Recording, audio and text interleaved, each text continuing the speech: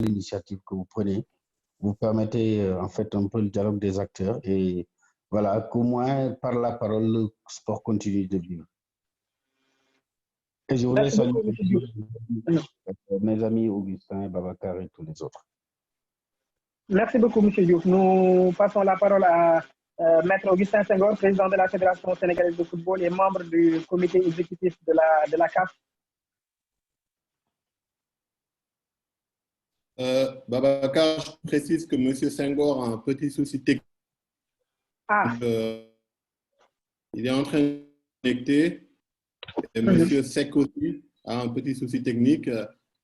On va faire sans tarder, on va démarrer la conférence et entre-temps, on va récupérer un cours de route de M. Senghor et M. Sek. Parfait. Alors, donc on va sans plus tarder démarrer. Il est là, M. Babacar Ndiaye de la Fédération sénégalaise de basket. Pareil, remplacé par M. Dembassi, qui est son premier vice.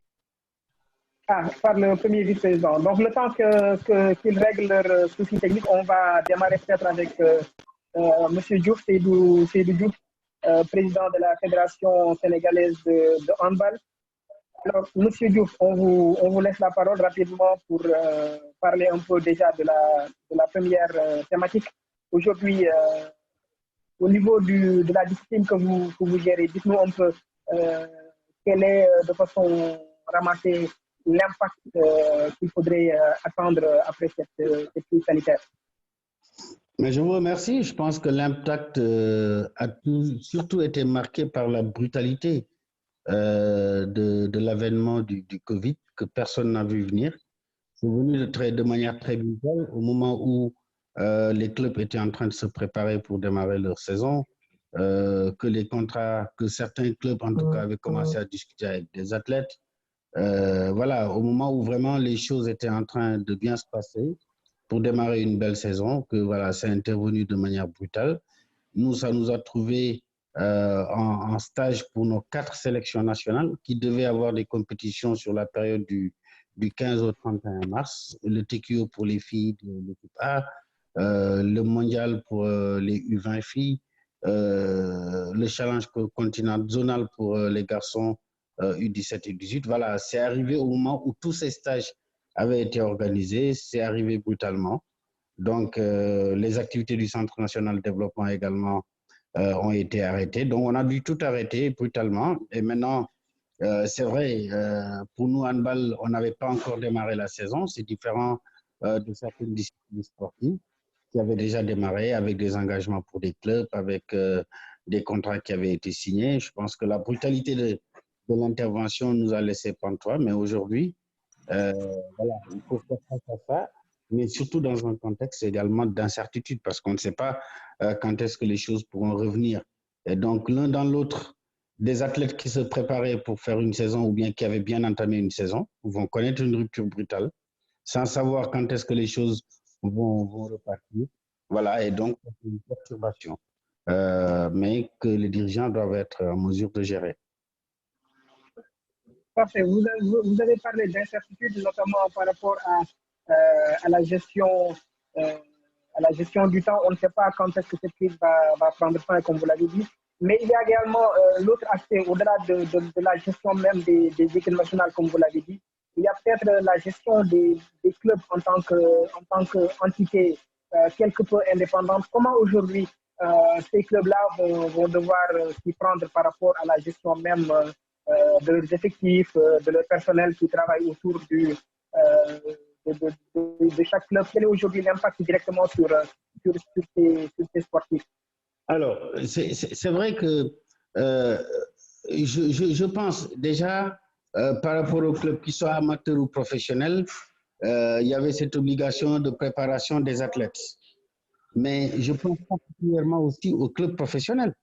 Je pense à la Ligue professionnelle de football au Sénégal, avec des clubs professionnels qui ont des contrats signés avec des athlètes, mais qui ont basé leur contrat sur d'éventuelles rentrées de recettes tirées du sponsoring ou bien même de partenariat. Mais aujourd'hui, tout le monde le sait, l'économie ne va plus tourner. Nous sommes en phase de décélération économique. Les partenaires économiques qui étaient en soutien à l'ensemble de ces clubs ben, sont déjà dans des difficultés pour faire face à leurs obligations, ne serait-ce que pour faire tourner leurs machines. Et tout le monde sait qu'en période de crise, le poste budgétaire dans une entreprise qui est le poste qui est le plus touché, c'est le poste lié au sponsoring, à la communication. Ça, c'est des postes parce que c'est des productions support qui n'interviennent pas dans la production et très souvent, c'est des postes sur lesquels très souvent les coupes budgétaires vont intervenir. Ça c'est à la dimension des clubs en relation avec le monde économique.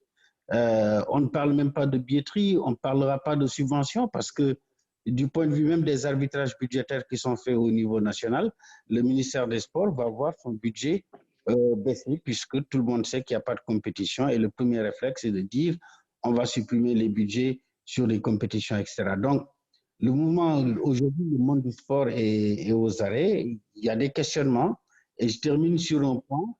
Après, tout dépendra de la nature juridique, de la forme juridique des clubs. Certains clubs ont des contrats professionnels, mais est-ce qu'ils ont une forme juridique en entreprise qui leur permet aujourd'hui, au même titre que les autres entreprises du secteur productif le font, de demander à ce que l'État les accompagne? Est-ce qu'ils paient des impôts? Est-ce qu'ils peuvent avoir des différés de charges fiscales, etc. Donc, toute cette question-là est liée à la forme juridique des clubs, quand bien même certains clubs sont professionnels, mais je ne sais pas si tous ces clubs ont déjà une forme juridique d'entreprise.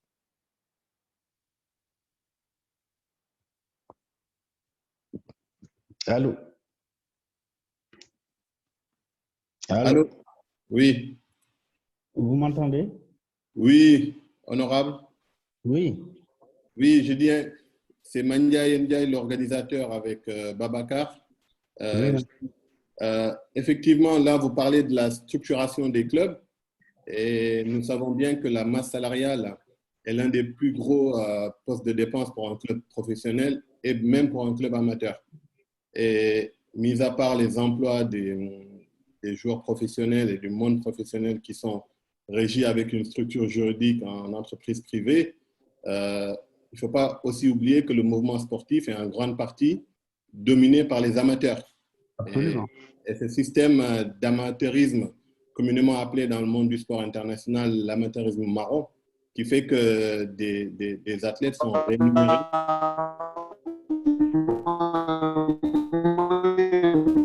Je crois que c'est M. Senghor qui veut se connecter.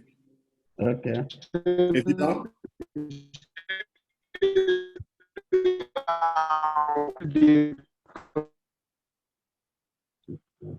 Donc, je continue mon propos, monsieur honorable député. Je dis, le monde amateur, bien qu'il n'y a pas de contrat comme le secteur privé, mais nous savons bien que 95% de notre sport est dominé par ce monde amateur et la plupart des joueurs reçoivent une rémunération. Et aujourd'hui, monsieur le président de la République, dans son plan de résilience, prend effectivement en compte le secteur privé. Et dans sa loi de réhabilitation et l'ordonnance, elle précise qu'il ne faut pas licencier, qu'il faut mettre en chômage technique. Qu'est-il prévu pour le monde amateur, sachant qu'ils représentent 95% du monde du sport? Mais à ce niveau-là, justement, c'est là où le problème se pose. Prends en considération une discipline comme le handball dont je m'occupe. Au handball, on n'a pas de contrat professionnel au niveau de notre championnat national.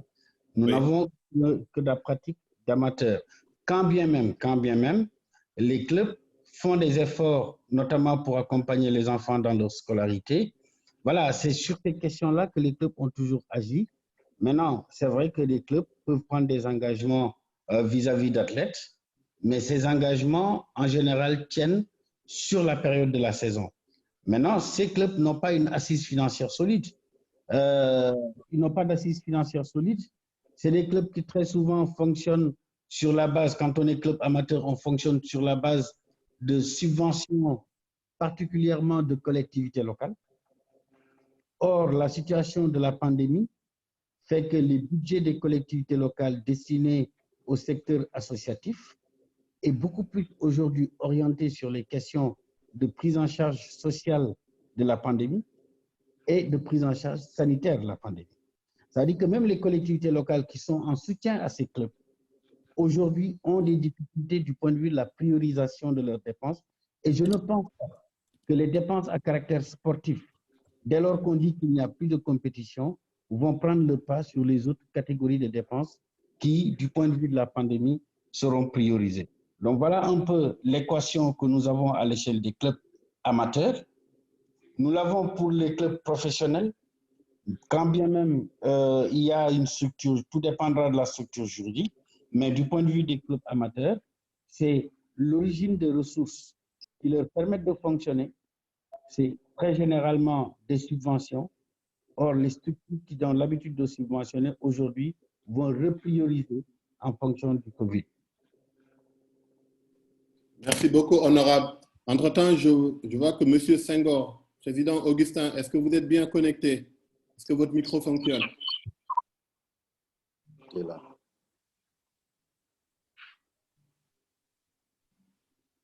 Allô? Président, vous êtes bien connecté? Oui, je me suis connecté. Je vous entends bien. Je ne sais pas si vous m'entendez. Oui. Babacar, tu peux introduire avec le Parfaitement. président. Bienvenue, président. Babacar, comment ça va? Ça va, Bienvenue, président. Ça va très bien. Oui, mes salutations. Bonjour. Alors, merci de prendre le train en marche. Nous avons démarré il y a quelques minutes cette conférence. Je rappelais juste que nous sommes également avec M. Seydou Diouf, président de la Fédération sénégalaise de hand. Mes salutations à Seydou. Salutations à tous. Voilà, donc on va donc démarrer, on va donc continuer avec vous, Maître Senghor, président de la Fédération sénégalaise de football, membre également du comité exécutif de la CAF, mais également président de l'US Gorée. Alors, nous avons posé une première question à M. Seydou Diouf par rapport à l'impact de cette crise sanitaire sur la gestion des clubs, la gestion des salaires des joueurs, les contrats. Aujourd'hui, quel impact, quel devra être cet impact de cette crise sanitaire sur les clubs que vous gérez au quotidien?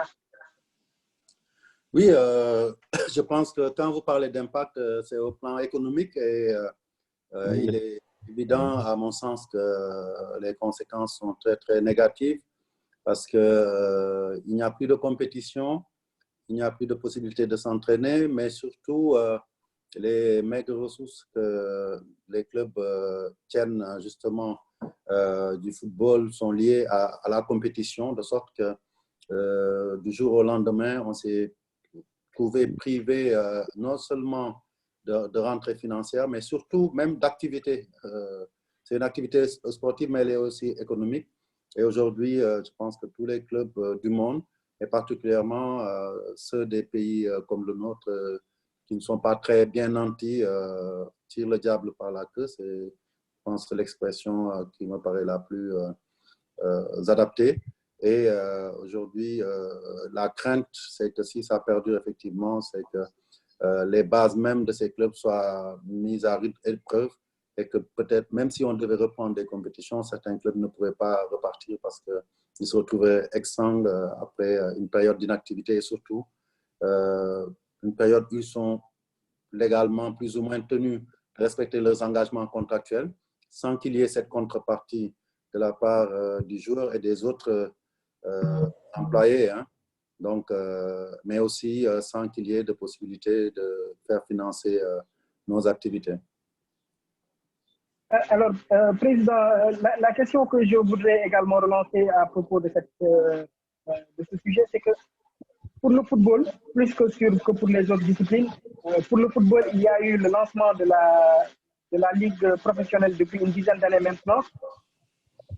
Quand le président de la République, en parlant des gestions de cette crise même, évoque le chômage technique, évoque la possibilité de payer les salaires jusqu'à 70%. Aujourd'hui, est-ce que les clubs dits professionnels dans le milieu du football sénégalais se sentent concernés par cette série d'annonces pour les entreprises? Oui, écoutez, je pense que justement parce que nous sommes en milieu professionnel, nous sommes tenus aux mêmes obligations que les autres entreprises, hein. Donc, respecter toutes les conditions légales pour pouvoir exercer notre activité et entre autres payer régulièrement les salaires, exécuter nos charges fiscales et sociales. Et aujourd'hui, dans un contexte comme ça, il y a une réglementation qui existait déjà. Et même dans un cas de chômage technique, ça ne dispense pas de payer un salaire. Mais il y a encore, je dirais, pire entre guillemets, parce que le président, par ordonnance, a pris des décisions encore plus protectrices des travailleurs. Et partant de là, je pense que c'est une situation qui va être difficile à gérer pour le football au Sénégal. Étant entendu qu'à côté de ces règles qui sont des règles au niveau du droit social, il y a les règles en matière contractuelle aussi qui jouent, ces règles édictées par la FIFA avec son règlement donc, du statut du joueur et des transferts qui aujourd'hui a fait l'objet de réaménagement par la FIFA pour permettre justement de gérer au cas par cas ces situations contractuelles et éviter non seulement que le joueur soit lésé, mais aussi que les clubs qui payent ces joueurs ne puissent être menacés dans leur existence même. Merci, Président. Effectivement, vous parlez du foot professionnel, on parle de contrat, d'engagement contractuel. Et effectivement, c'est bien la mesure de Monsieur le Président de la République de protéger les salariés. Mais qu'en est-il du monde amateur où on sait que beaucoup de sportifs sont rémunérés par leur club et aujourd'hui, ils peuvent se retrouver en situation de précarité. Comment vous comptez gérer, mis à part le monde professionnel, ce foot amateur qui domine quand même le sport sénégalais? Oui, moi je pense qu'il faudrait que le monde du football prenne aussi bien, en fait, prenne les déclarations et les mesures étatiques aussi bien au plan du passif que de l'actif. Ce que je veux dire, c'est qu'il n'y a pas que des charges.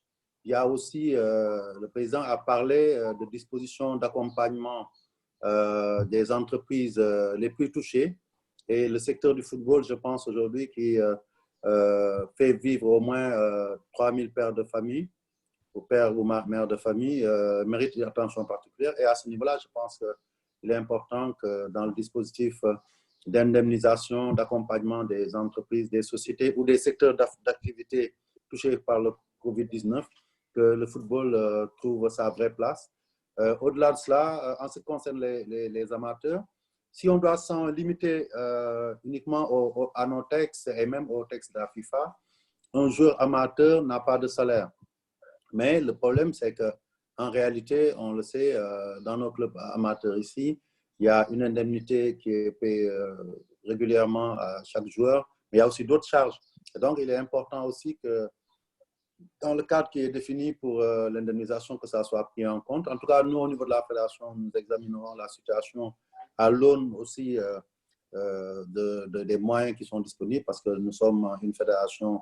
Peut-être que si on doit nous comparer avec d'autres fédérations au niveau national, on est plus aisé. Mais si on doit nous comparer à d'autres fédérations dans le monde, nous sommes une petite fédération, nous n'avons pas les moyens. Sur une saison, après avoir supporté l'intégralité des charges de compétition, d'organisation, de donner des subventions importantes à 400 clubs. Parce que notre problème aussi au Sénégal, c'est qu'on tourne autour de 300 clubs et quelques. C'est énorme. Clubs et groupements associés. Merci, le Président. Alors, Président Senghor, moi, je voudrais, en parlant de subventions, justement, au lancement de la Ligue professionnelle, du football professionnel au Sénégal, il a été beaucoup question de subventions de la part de l'État. Aujourd'hui, dans ce contexte, c'est vrai que quand on parle de crise sanitaire, comme l'a rappelé tout à l'heure M. Sidibou, les priorités peut-être seront orientées vers d'autres secteurs. Mais aujourd'hui, est-ce qu'il n'est pas important de reposer sur la table cette question de la subvention par l'État du sport sénégalais de façon plus globale? Oui, je pense qu'aujourd'hui, le président de fédération que je suis tenaillé par deux impératifs. Celui de tout faire pour qu'en tout cas notre discipline, ces acteurs puissent sortir à moindre frais de cette crise-là, que personne n'a voulu. On est dans un cas de force majeure. Et dans ces cas-là, dans tous les pays du monde, on fait appel, on fait même un retour, parce qu'on prône beaucoup le libéralisme, Mais là, il faudrait qu'on retourne à la notion d'État-providence. L'État est là pour ça dans des situations difficiles. Quand on regarde aujourd'hui dans le monde entier, tous les États sont en train de tout faire pour pouvoir aider le secteur névralgique. Et le sport en général, mais aussi en particulier le football, parce que c'est un peu le fer de lance. Et je dirais même le laboratoire, parce qu'il concerne le professionnalisme du sport. Si nous ne réussissons pas à lancer le professionnalisme au Sénégal pour le football, qu'en sera-t-il des autres disciplines? Il n'y aura aucune chance que ces disciplines-là puissent se professionnaliser. Il se trouvait que déjà depuis 10 ans, des dirigeants de football qui avaient accepté de prendre le pari d'aller vers le professionnalisme, sur suggestion et de l'État et de la FIFA, se sont battus tout seuls. Aujourd'hui, nous sommes rattrapés par le Covid-19. Effectivement, nous ne voulons pas être dans l'indécence. C'est vrai, il y a d'autres priorités, mais on peut s'empêcher aujourd'hui de poser les vrais problèmes pour voir comment nous pouvons être pris en charge dans le cadre de la gestion même de la pandémie.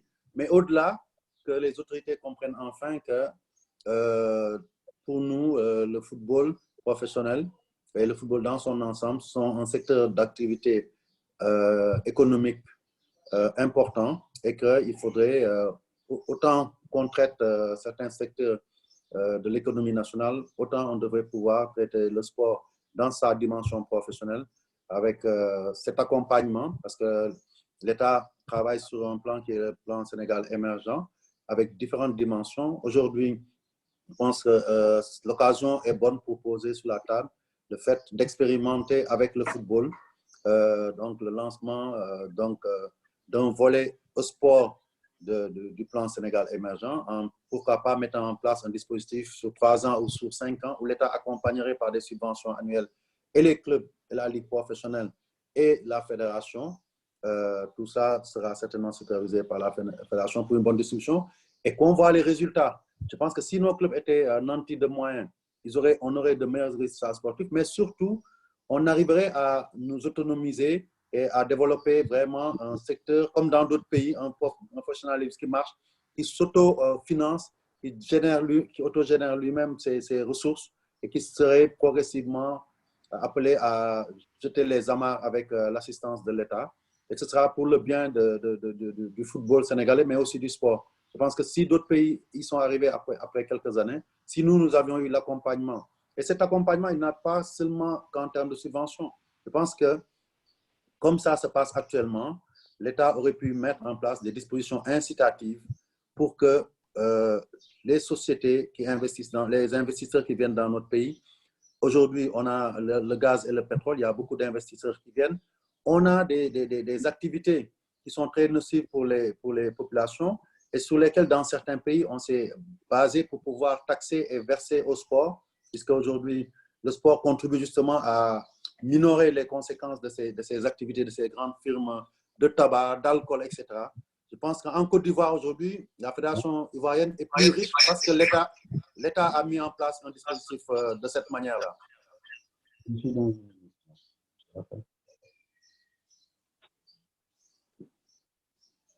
Allô? Allô, oui? Oui, allez-y, président. Donc, je disais qu'il y a des pistes qui permettent de satisfaire un peu votre question, c'est-à-dire il y a le premier volet qui est donc l'aspect lié aux conséquences directes du Covid-19, mais au-delà de cela, ça doit être une opportunité pour repenser la politique nationale, tourner vers le sport pour en faire un vecteur de développement. Et je donnais des exemples sur lesquels non seulement l'État peut, sur la base d'un plan-programme et un contrat d'objectifs avec une fédération pilote comme la fédération de football, mettre en place un financement sur 3 ans ou 5 ans où on verserait des subventions au football à travers ces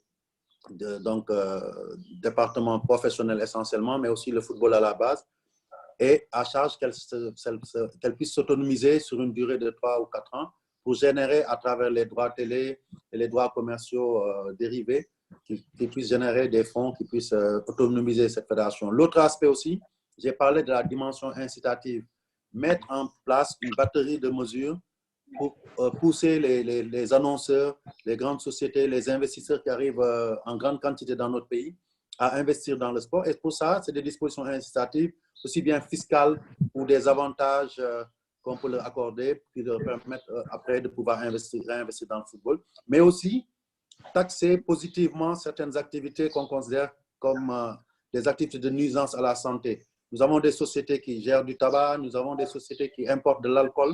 Il fallait mettre une taxe et reverser cette taxe-là au monde du sport en général et plus particulièrement au football. Si on le faisait sur quelques années, je pense que d'abord, ça permettrait à l'État de souffler, mais ça permettrait vraiment de mettre dans les caisses de toutes les fédérations, et particulièrement le football professionnel au Sénégal, assez de moyens pour pouvoir dérouler. Parce que quand une fédération et surtout un football professionnel arrive à tenir 10 ans sans l'apport ni de l'État, ni d'aucun sponsor, à l'exception d'un seul sponsor qui a été là pendant 3 ou 4 ans, donc je ne veux pas nommer. En dehors de cela, les gens ont géré, ont payé les salaires globalement, ont pu tenir dans les compétitions sans qu'il y ait de soucis. Il y a aujourd'hui, le seul bailleur de fonds, il faut le savoir, du football professionnel au Sénégal et des clubs professionnels, c'est la Fédération sénégalaise de football. Et donc, il y a une incongruité. On ne peut pas demander de développer un professionnalisme. Et même la FIFA est dans cette logique-là. Et que derrière, il n'y a aucun accompagnement de l'État. Alors que d'autres secteurs qui sont plus nantis bénéficient de subventions pour inciter un peu au développement de ces secteurs d'activité. Et donc là aussi, je pense que l'État devrait revoir cet aspect-là et accompagner. Depuis 2009, on se bat pour ça et on espère voir le bout du tunnel au sortir de cette crise du Covid-19. Merci beaucoup, M. Senghor. Alors, on va repasser à M. Seydou Diop, président de la Fédération sénégalaise de handball. Surtout pour évoquer dans la continuité de ce qu'il disait tout à l'heure à propos de l'incertitude sur quand est-ce que cette crise sanitaire va prendre fin, on ne sait pas. Et c'est peut-être la grosse interrogation aujourd'hui au niveau de la fédération qu'il dirige. Quelle est aujourd'hui la stratégie en cas de prolongation de cette crise et s'il peut nous dire quel type de stratégie il a, lui, avec son équipe autour de la Fédération sénégalaise de handball, bien sûr, envisagé pour gérer cette crise, mais également le passage à l'après-crise? Oui, je pense que j'ai bien écouté Augustin, vous me permettrez de réagir un peu. Je pense qu'il a posé des pistes assez intéressantes du point de vue de la réflexion, même s'il l'a ramené au foot. Mais ça, ce sont les pistes sur lesquelles déjà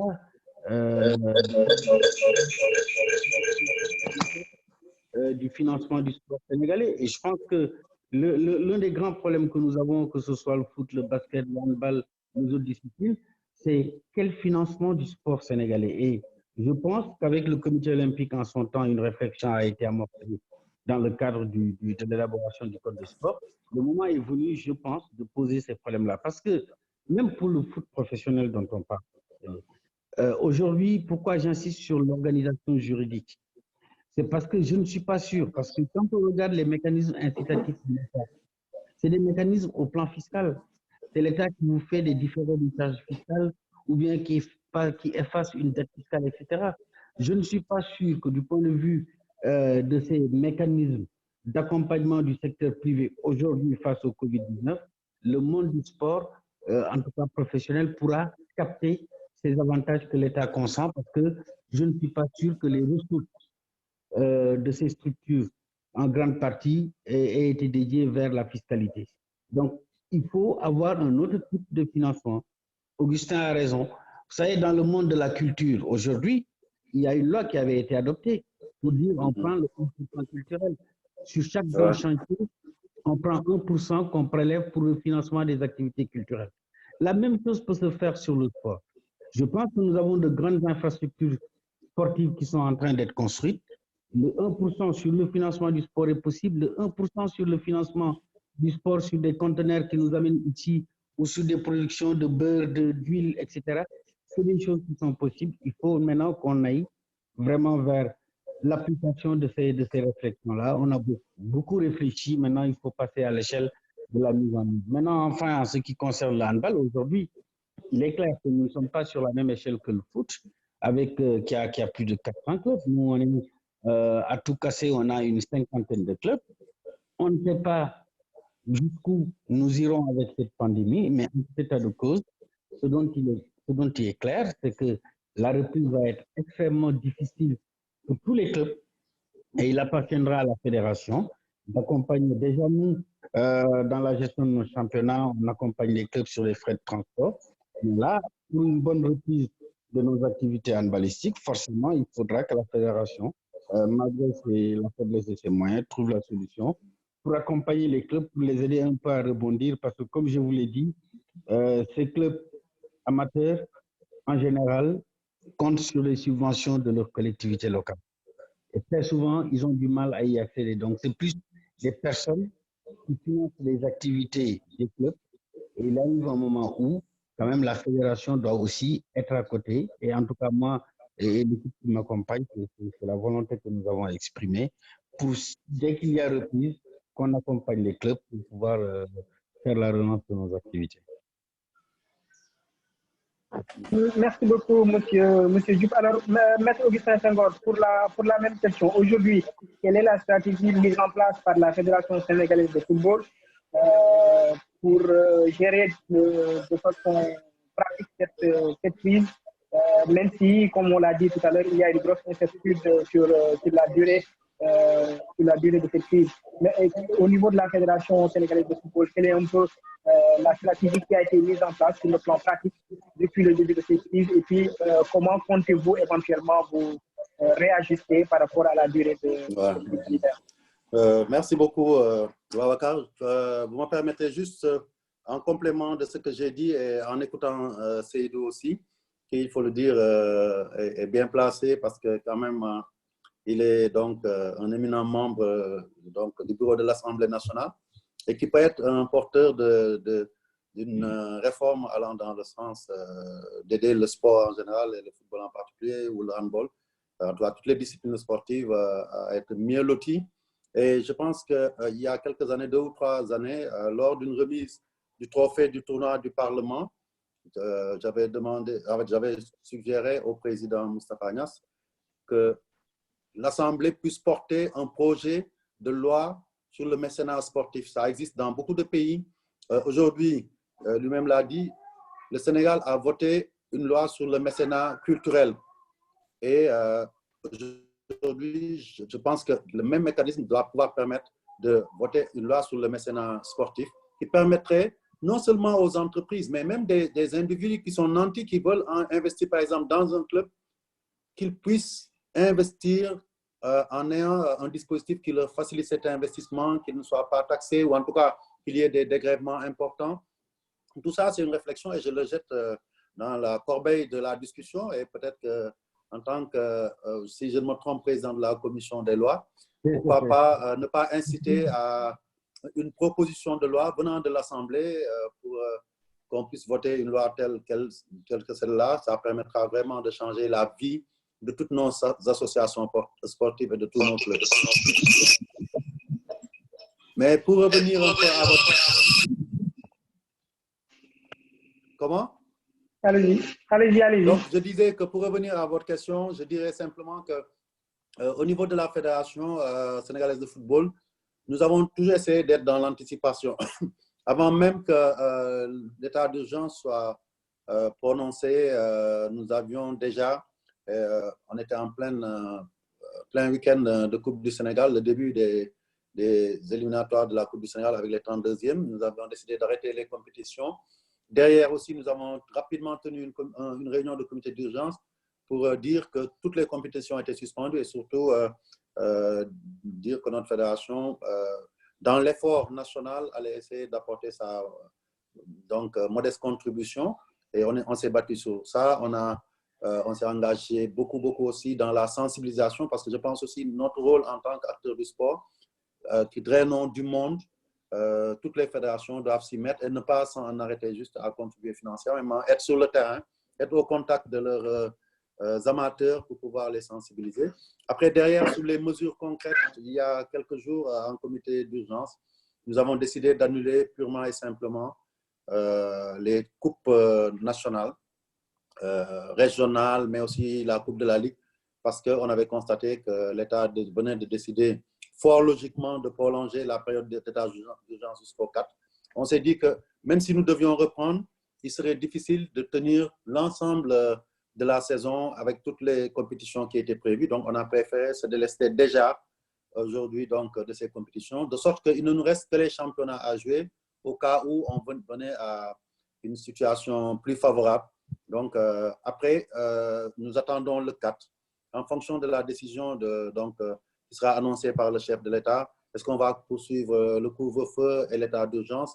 Est-ce qu'il n'y aura pas, entre-temps, on ne l'espère pas, en tout cas que ça s'éloigne de nous, un confinement plus rigoureux et plus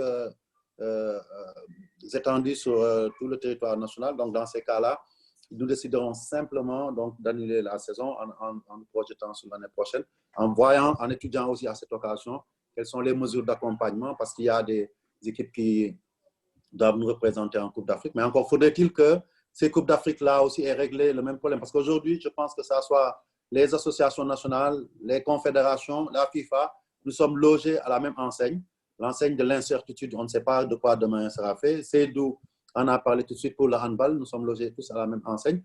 Mais gouverner, c'est prévoir. Nous projetons. On a commencé à faire des simulations avec notamment les présidents de ligues professionnelles et amateurs et le collège des présidents de ligue. On commence à réfléchir sur la suite à donner à cela. Mais il vaut mieux planifier une reprise que ne rien prévoir, et que si la maladie est résorbée, qu'on soit pris de court. Mais nous savons aussi que c'est très difficile. Ce qu'il faut savoir, avec un arrêt de peut-être 2 à 3 mois, si nous devons reprendre, il faut comprendre que les équipes auront au minimum, je pense, entre 1 mois ou 6 semaines de préparation pour pouvoir reprendre une compétition normale. On est à mi-parcours de notre saison.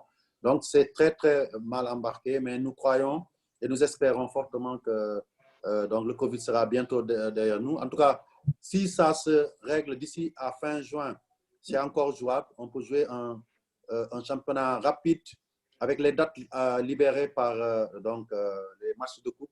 Nous pourrons jouer peut-être à un rythme effréné pour pouvoir terminer une saison en l'espace de 2 mois, 2 mois et demi.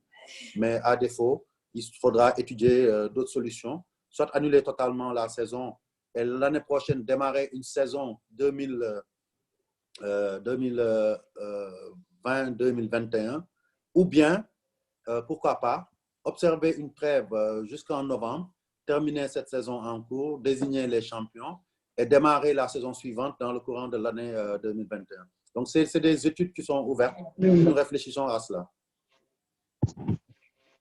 Alors, en attendant de vérifier si M. Demba Seck, premier vice-président de la Fédération sénégalaise de basket et président de l'AS Douanes, nous a rejoint, je voudrais juste remonter une des questions qui ont été posées sur le chat par ceux qui nous suivent. Il y a celle de M. Dia qui dit justement que les fédérations ont une mission de service public. Ce n'est pas à la fédération de financer la Ligue Pro. Alors que dans les principales récriminations qu'on a pu voir, en tout cas sur la place publique, et que ce sont les clubs professionnels généralement qui parlent le plus souvent de leur souci pour la fédération. Qu'est-ce qui est, en quoi cette mission de service public est menée par rapport à la responsabilité même de la fédération? Et puis, concrètement, si aujourd'hui un club dit qu'il n'a pas les moyens d'assurer le paiement de ses salariés, de ses joueurs, que peut faire la fédération à ce niveau? Oui, merci beaucoup. Merci beaucoup. Donc, effectivement, les fédérations nationales bénéficient d'une délégation de pouvoir de l'État à travers le ministère des Sports. Et de facto, c'est un prolongement de la mission de service public. Et donc, à ce niveau-là, nous l'assumons pleinement. Et c'est vrai que quand on décide d'aller vers une ligue professionnelle, cette ligue professionnelle, elle est autonome juridiquement, elle a sa propre personnalité juridique, elle est censée être autonome financièrement. Mais elle n'en demeure pas moins un des membres de la fédération, puisqu'elle a été créée par l'Assemblée générale de la fédération, qui a décidé de créer en son sein un département professionnel. Ça peut être une ligue professionnelle autonome, mais ça peut être aussi un département logé au sein. Il y a des pays en Afrique ou ailleurs où c'est la fédération elle-même qui gère le département professionnel. Mais au Sénégal, l'option qui a été prise et qui se rapproche un peu de ce qui existe en France et dans d'autres pays, on a une ligue totalement autonome. Et d'ailleurs, la bonne vertu, c'est ce que je rappelle toujours à mes collègues présidents de ligue professionnelle, je le dis, la bonne vertu, c'est que c'est le football professionnel qui est appelé sur ses bénéfices à financer le football amateur. Mais malheureusement, avec tous les problèmes dont on a parlé de long en large avant, la ligue professionnelle n'a jamais pu vraiment décoller. À un moment donné, elle arrivait tant bien que mal à gérer ses charges, mais ces dernières années, vous avez suivi la crise, je n'y reviens pas. Est-ce que la fédération aussi n'a pas un rôle de solidarité avec un de ses démembrements? Et aujourd'hui, la fédération chapeautant aussi le football professionnel comme le football amateur, si l'un de ces segments-là est malade, c'est la fédération aussi qui en ressent le contre-coup. Et c'est pour ça que quand la ligue professionnelle elle-même et les clubs professionnels sont venus vers la fédération, le comité exécutif a décidé de les accompagner sur cette saison. Je précise bien sur cette saison, non seulement en les aidant à payer leurs dettes, mais aussi en prenant totalement en charge intégralement tous les frais de cette saison qui est en cours. Donc, et pour lesquels nous avons commencé à exécuter. On a donné 200 millions à la ligue professionnelle à peu près. On a en prenant en charge aussi les frais d'arbitrage arriérés et tant d'autres arriérés.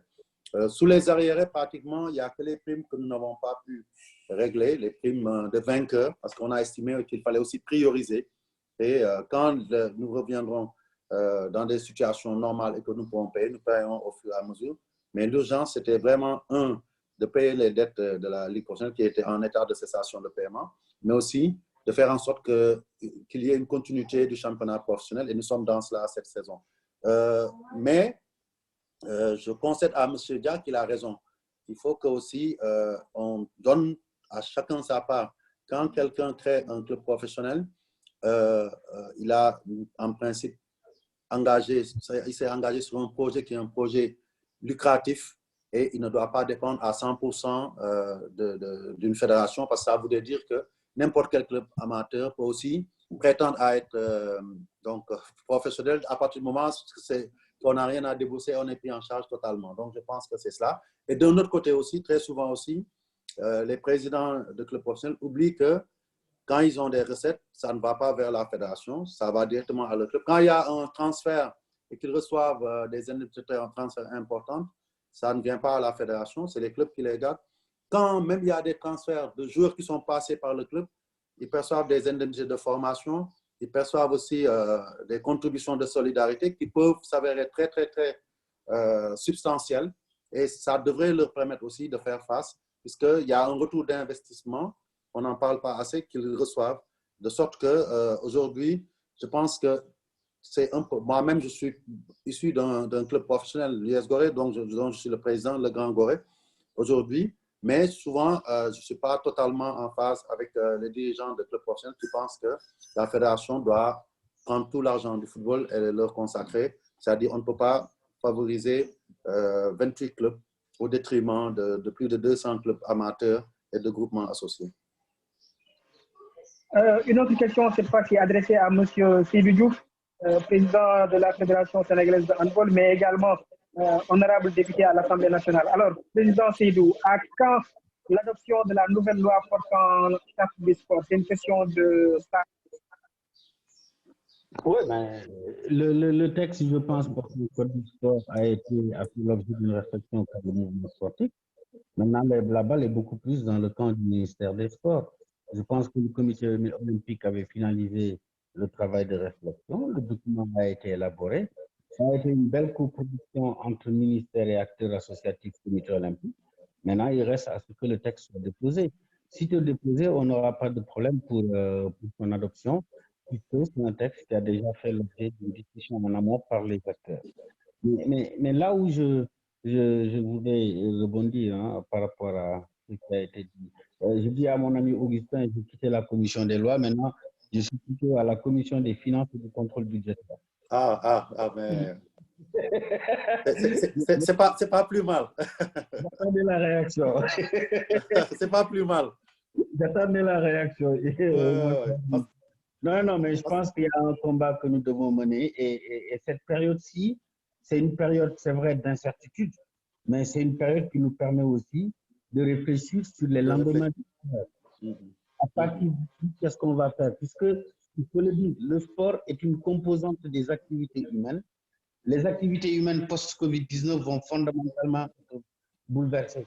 Et il faudrait que nous commencions déjà la réflexion. Et je pense, moi, je n'ai aucune gêne à dire que le football est le catalyseur de notre réflexion dans le mouvement sportif. Je sais ce que représente le foot au plan social et sociétal.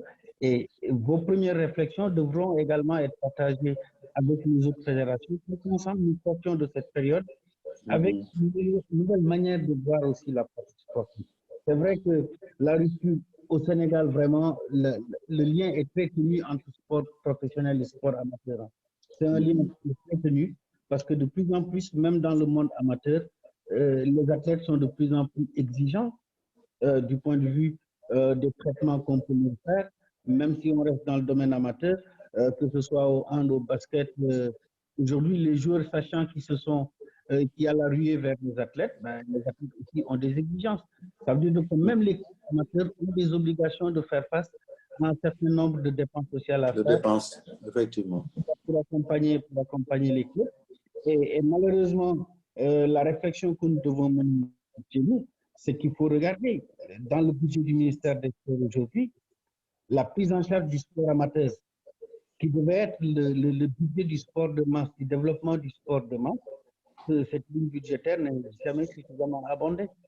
On met plus de focus sur les compétitions internationales et encore, au détriment de la pratique du sportif de masse et de l'accompagnement des fédérations. Bref, nous sommes conscients que nous avons une délégation de pouvoir. Nous ne pouvons pas tout faire de l'État. Nous devons aussi vendre nos disciplines et je pense qu'au Sénégal, les différents présidents de fédération s'attellent à cette mission. Le foot en est l'exemple le plus patent.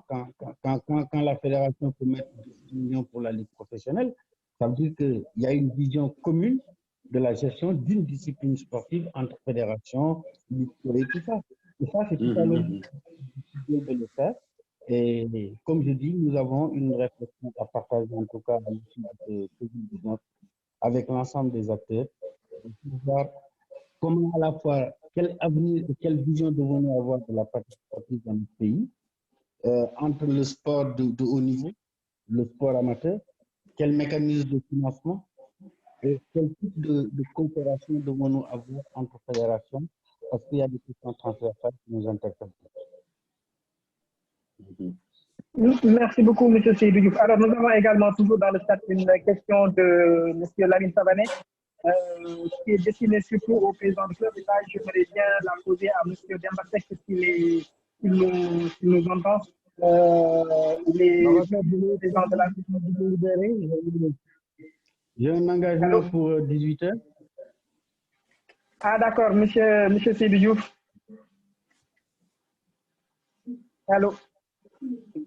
Merci beaucoup. Je vais être obligé de me libérer pour un engagement pour 18 h. Merci beaucoup du temps que vous nous avez accordé. Je rappelle que vous aurez... Oui, Mandiaye.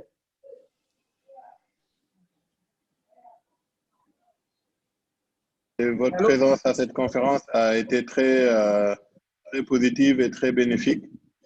Donc, l'ensemble de l'équipe de Parlons Sport vous remercie et pour en finir avant que vous nous quittiez. Donc, l'objectif, c'est vraiment de jeter les bases de toutes ces réflexions, toutes ces idées que nous allons partager par le biais de ces conférences.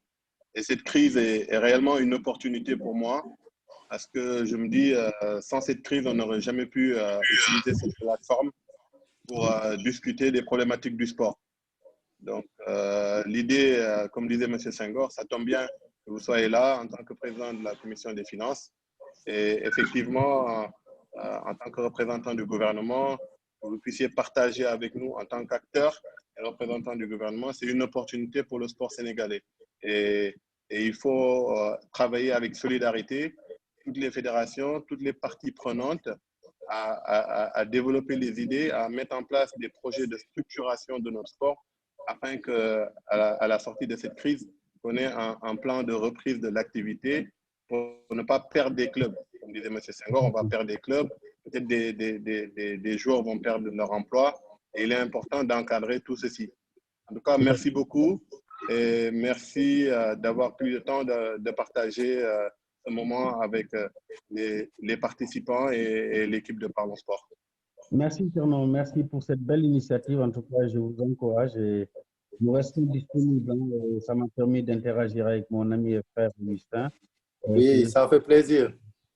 Merci, les gars. Bonne continuation, mon cher ami. Allez, Seydou, merci. En tout temps, on va voir si M. Sek Demba, premier vice-président de la Fédération sénégalaise de basket et président de l'AS Douanes, est bien connecté.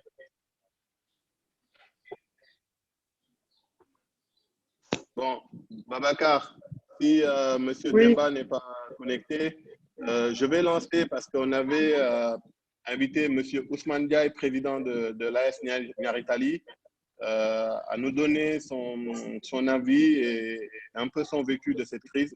Est-ce que M. Ousmane Diaye, vous êtes connecté? Oui, bonjour Fernand. Merci beaucoup d'avoir accepté notre invitation, Président Ousmane. Donc, Ousmane Diaye, il est le directeur exécutif de l'AS Niaritali Football. Sans tarder, je vais vous demander comment votre club vit cette crise et quelles sont les répercussions et les impacts sur les revenus de vos sportifs et comment vous gérez la situation avec les joueurs et même les salariés du club. Bonjour Fernand. Tout d'abord, mes salutations au président Augustin Senghor et au président Demba Sek. Je pense en fait que l'essentiel a été dit par le président Augustin. Je pense qu'on avait déjà une économie assez fragile au niveau du foot professionnel. En fait, et le président a eu à le signaler. Si le championnat professionnel a démarré, c'est grâce au concours de la Fédération française, de la Fédération sénégalaise de foot. Sans cet apport, on n'aurait pas pu démarrer le championnat professionnel. Donc, c'est pour vous dire les difficultés dans lesquelles nous nous débattons depuis 10 ans. Et le président l'a rappelé. Depuis 10 ans, en fait, parce qu'on a démarré, comme le président l'a dit, on a démarré le championnat professionnel sur la base des promesses de l'État qui allait nous accompagner. Et depuis 10 ans, en fait, c'est les présidents qui se démènent et des bonnes volontés. Le sponsoring, comme le président l'a dit, le sponsoring, il n'y en a quasiment pas. Il n'y en a quasiment pas. On fonctionne sur la base de mécénat. On fonctionne sur la base de mécénat. La contribution, la grosse contribution des présidents et des membres du comité exécutif. Les membres du comité exécutif. Et depuis la fermeture de Demba Diop en ce qui concerne NGB, nos recettes de billetterie ont fondu. Nos recettes de billetterie ont fondu. On joue au niveau de Guédiawaye, ce qui fait qu'on est très éloigné de notre base affective. Et depuis le début du championnat, on était impacté financièrement. On s'est débrouillé tant que faire se peut. Mais là, avec le Covid, je vous dis, au niveau de NGB, c'est le désastre. Au niveau de NGB, c'est le désastre parce qu'on a des contrats, on a des joueurs qui sont sous contrat, on a un staff qui est sous contrat, on a du personnel administratif qui est sous contrat, qu'on est obligé de payer. Bon, parce que là, on est en train de négocier en fait avec tout ce staff-là pour voir comment aborder la chose. On a payé les salaires de février, de mars. Là, c'était encore possible. Là, sur les salaires du mois d'avril, ça risque d'être compliqué parce qu'il y a zéro recette. Je ne parle pas de recettes de guichet, même les bonnes volontés, les bonnes volontés qui nous supportaient lorsqu'on jouait, ces bonnes volontés ont d'autres préoccupations. Les partenaires de ces bonnes volontés ont d'autres préoccupations, ce qui fait qu'à la limite, la situation est catastrophique à notre niveau. Donc, mais on est obligé de payer des salaires, on va négocier avec les joueurs et le reste du staff pour trouver un mode opératoire. Mais ça va être compliqué.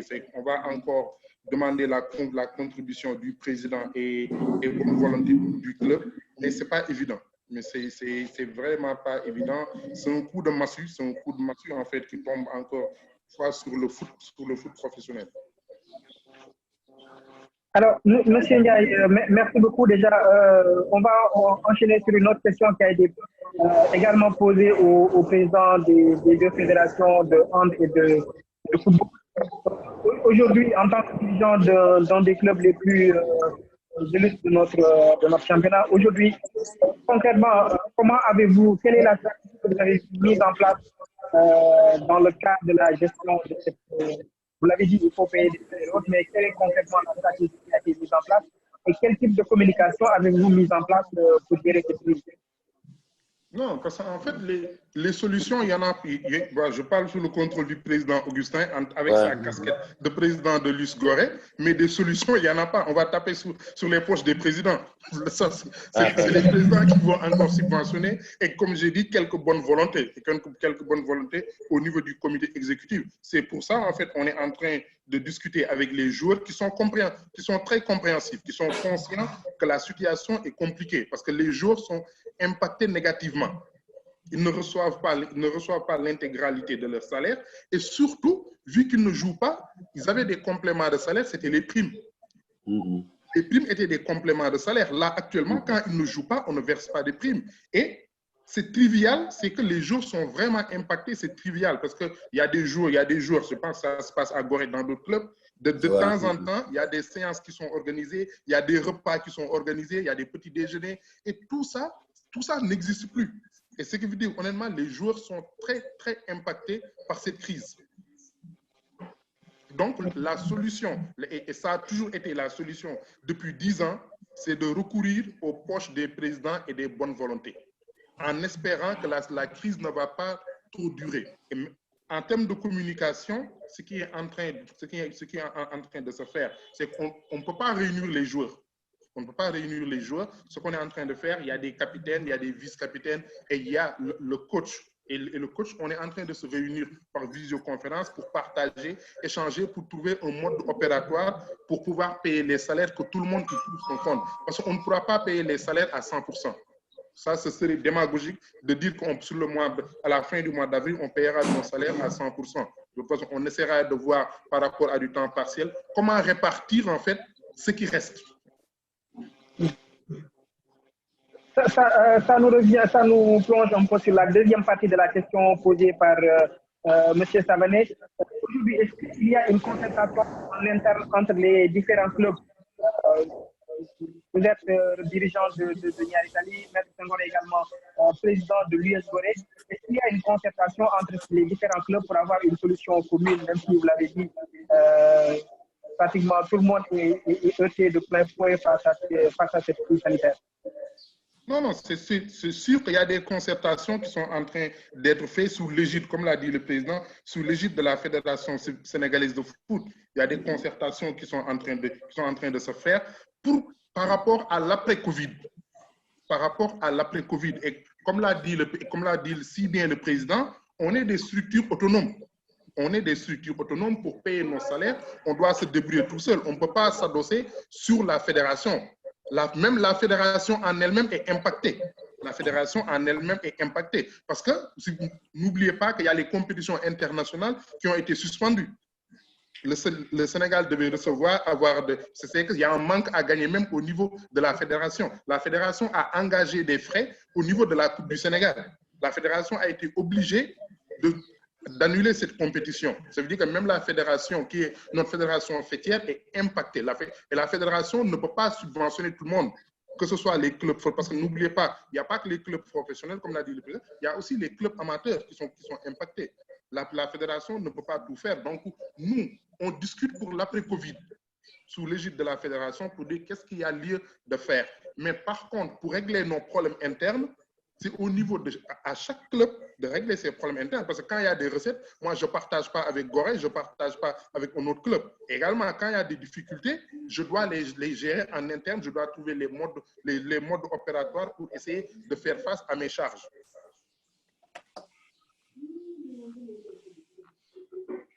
Merci beaucoup, M. Ousmane Ndiaye. Alors, je ne sais pas si Abdoulaye Ndiaye nous a rejoint. Allô?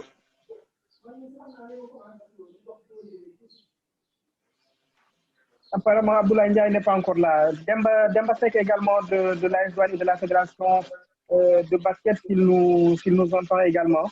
Il serait bien d'avoir son opinion, notamment sur ce qui concerne un peu la Fédération de basket, mais également le club qui gère l'AS Douanes.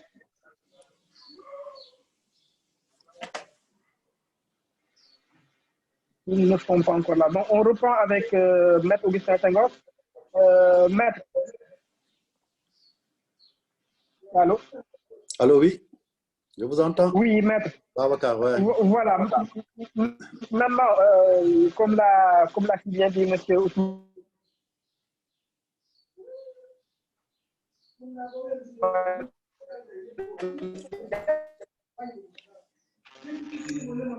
Allô? Allô, oui. Allô?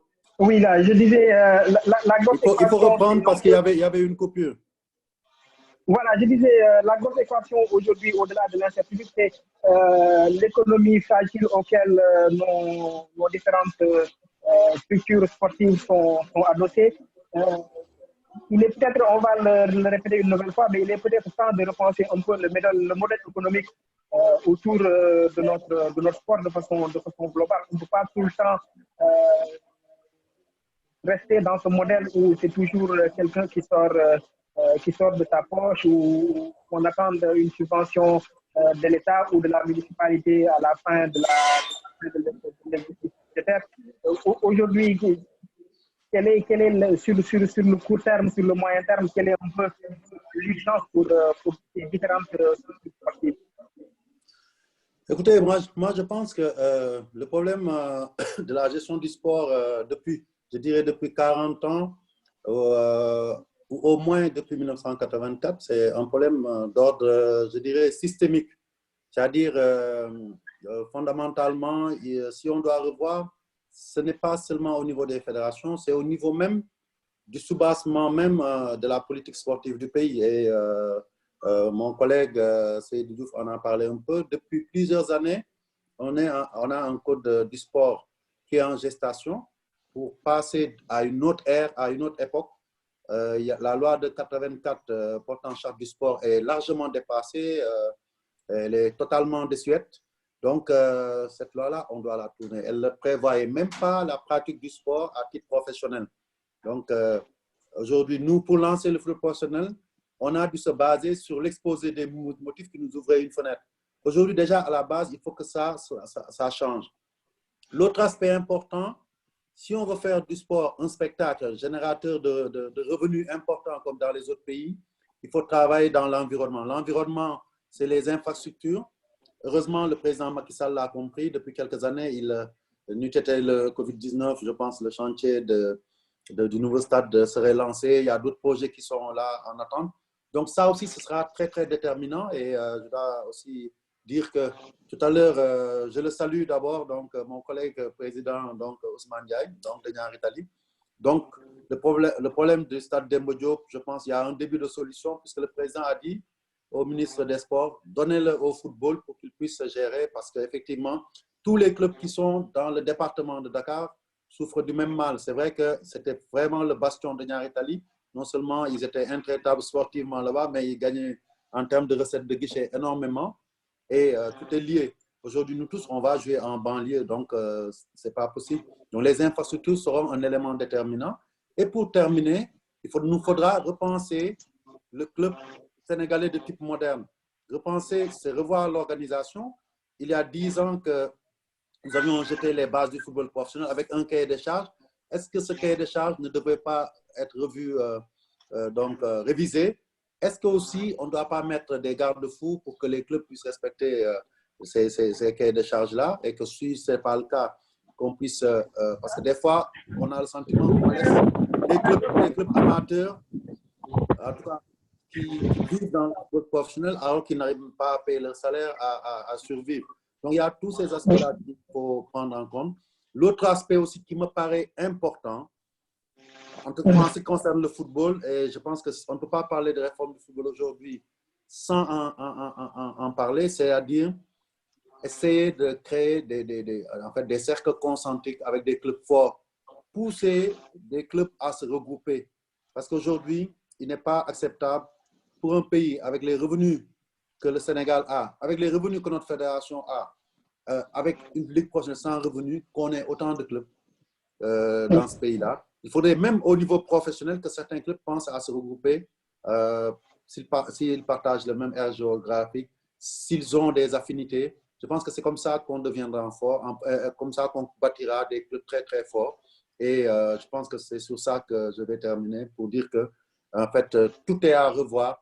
Il faut que cette étape après Covid-19 soit le prétexte d'un nouveau départ pour le sport sénégalais globalement, mais aussi pour le football en particulier.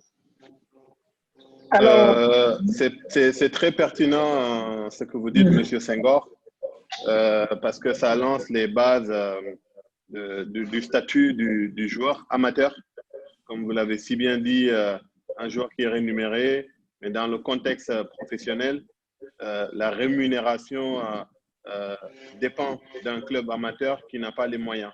Et l'idée de mettre en place ce qu'on appelle la coopération territoriale est vraiment une bonne opportunité pour donner la chance à ces clubs de travailler en toute synergie, parce que nous avons remarqué par rapport à certains territoires, sur un maillage bien précis, un certain nombre de clubs qui n'ont pas beaucoup de moyens.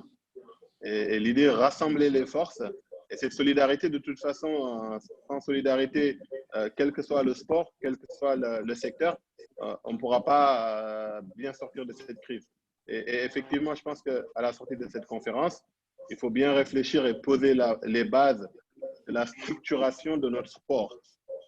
Aussi bien pour le sportif, c'est-à-dire le statut du sportif, le statut de l'entraîneur, le statut du dirigeant et même le statut du DTN. Et nous travaillons sur la base de textes qui datent depuis 1960. Il y a beaucoup de projets, beaucoup d'améliorations, mais toute la problématique, c'est entre la mise en œuvre, la rédaction de ces projets et la mise en œuvre. Et souvent, ça fait défaut. Et la réalité vous rattrape dans la gestion quotidienne de vos fédérations. Parfaitement d'accord là-dessus, hein, donc parfaitement d'accord. Et particulièrement, d'ailleurs, on ne l'a pas évoqué parmi les périls qui nous guettent. On sait qu'on n'a pas trop de ressources. En dehors des poches des différents dirigeants, il y a ce que j'ai toujours appelé notre capital en tant que club au Sénégal, c'est le capital joueur. Chaque année, bon an, mal an, les clubs professionnels, les clubs amateurs aussi, arrivent à placer 1 ou 2 joueurs qui leur ramènent un peu de manne financière qui leur permettent de démarrer la saison suivante. Mais cette année-ci, on en restait là. Beaucoup de joueurs, de bons joueurs perdraient des opportunités de transfert parce qu'ils n'ont pas eu une saison pleine, parce que les clubs en Europe aussi auront les mêmes problèmes et ne pourront pas, si ce n'est pas des joueurs vraiment confirmés à l'international, recrutés comme ils l'ont fait ces dernières années. Et ce sera un impact aussi sur la saison à venir, sur les budgets des clubs qui vont se retrouver sans transfert, mais aussi on va se retrouver avec des bons joueurs qui auront perdu d'excellentes opportunités de s'expatrier. Donc ça aussi, il faut le prendre en compte. Merci beaucoup, M. Senghor. Alors, j'ai une petite question, Cole. Allô? Allô, oui? Oui, Président Senghor, je disais que j'ai une petite question, Cole. Si je vous dis Jean-Claude Silva, ça vous fait penser à quelqu'un? Oui. Ancien joueur de basket de l'Union sportive goréenne et ancien international de l'équipe nationale du Sénégal de basket.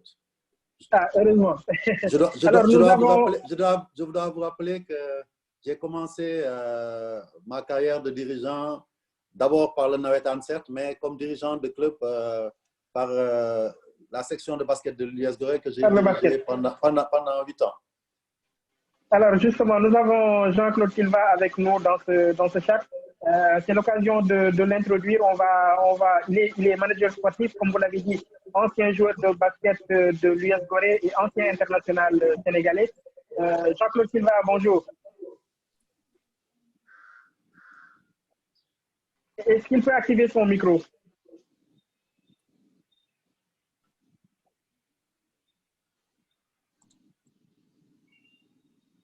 Jean-Claude? Le micro n'est pas encore activé. Voilà, voilà. Voilà, c'est bon. C'est bon, allez-y. Bonjour, Jean-Claude Silva. Oui, c'est bon. Oui, c'est parfait. Donc, je vous Alors, suis depuis le début de l'émission avec beaucoup d'attention parce que j'avais beaucoup de choses à apprendre par rapport au sport sénégalais et son organisation. Et là, j'ai le bonheur d'avoir eu des intervenants de très grande qualité que je salue tous, et en particulier Augustin, bonjour. Bonjour Jean-Claude. Oui, et à travers toi, je salue toute la famille goréenne. Ouais. C'est un plaisir. Voilà. Merci beaucoup, Jean-Claude. Alors, la question que j'aimerais vous poser, c'est par rapport un peu à l'impact de cette crise sanitaire sur l'économie du sport, en vous appuyant un peu sur le contexte du sport français.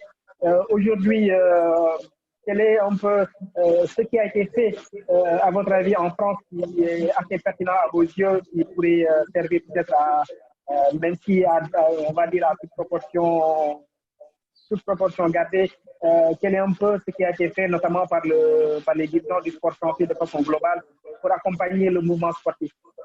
Oui, j'ai entendu M. Ndouga Ndiaye.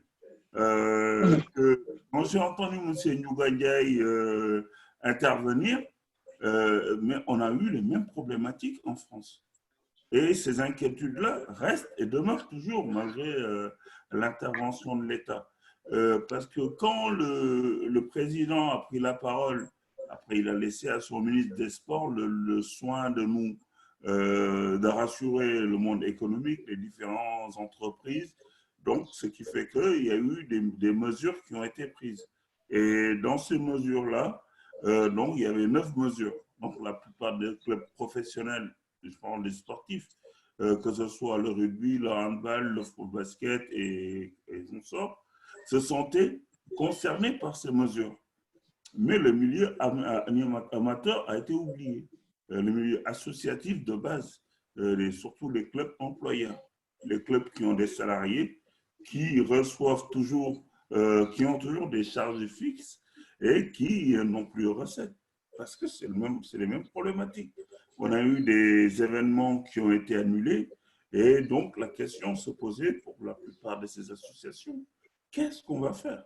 Et donc, comme on n'a pas parlé des associations, le ministre de l'économie, c'est normal, lui, il a pensé juste aux entreprises. Le lendemain, ça a été comme une concertation. C'est-à-dire le monde du amateur s'est réuni. Certains ont commencé sur Internet, on a commencé à alerter nos comités, nos ligues, et je pense que finalement, ça a eu une telle ampleur que la vague est arrivée au niveau de notre ministre, à nous, le ministre des Sports.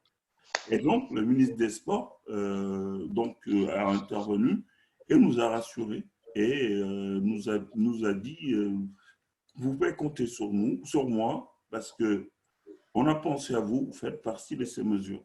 Donc, c'est pourquoi le chômage partiel a été pour la plupart des clubs mis en place. Le dispositif d'activité partielle a été mis pour les clubs qui voulaient encore garder leurs joueurs en activité. Également, il a été mis également un questionnaire pour savoir un peu, pour certains clubs qui le désiraient, pour un accompagnement durant cette période du Covid, pour la sortie de crise. Merci beaucoup, Monsieur Jean-Claude Silva. Alors, on va également vous parler également vous êtes ancien joueur.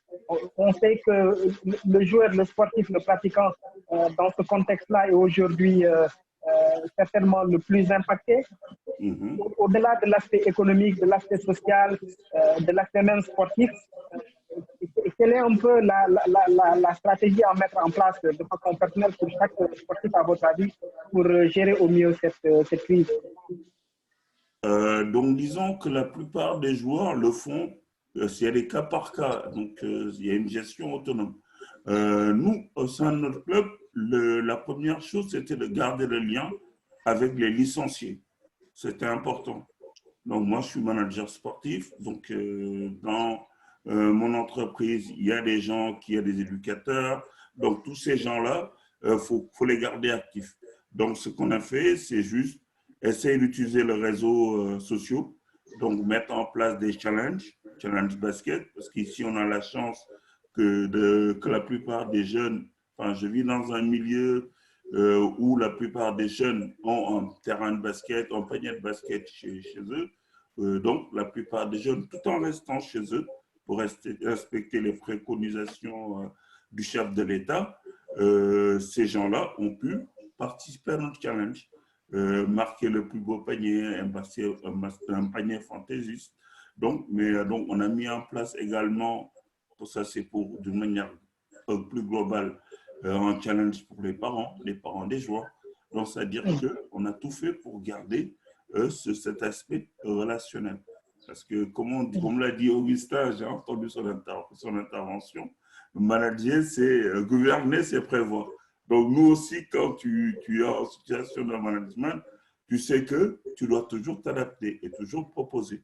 Tu dois toujours être force de proposition. Tu dois avoir beaucoup, ce qu'on appelle cette réactivité qui te permet de faire face à une situation. Donc, on a mis également des fiches d'activité pour ça, de 30 minutes, le plus souvent de 15 à 30 minutes, c'est adaptable en fonction de l'âge, pour que nos jeunes puissent faire de l'activité physique chez eux. Ou même, certains peuvent sortir, parce qu'on a le droit de sortir dans un rayon, disons, d'un kilomètre de chez soi. Donc, faire une activité physique et on fait un montage et ça fait un effet de club, quoi. Voilà, donc on essaie de garder ce qui fait la force de toutes les associations. C'est cette interrelation qu'il y a entre tous. Merci bien, Jean-Claude. Merci bien, Jean-Claude. C'est hyper important de faire cette petite digression. Ça permet toujours d'avoir un monde sportif comparatif. Cette question, je vais la poser à M. Augustin Senghor. Dans la démarche d'annulation des coupes et des compétitions, comment vous avez communiqué avec les clubs?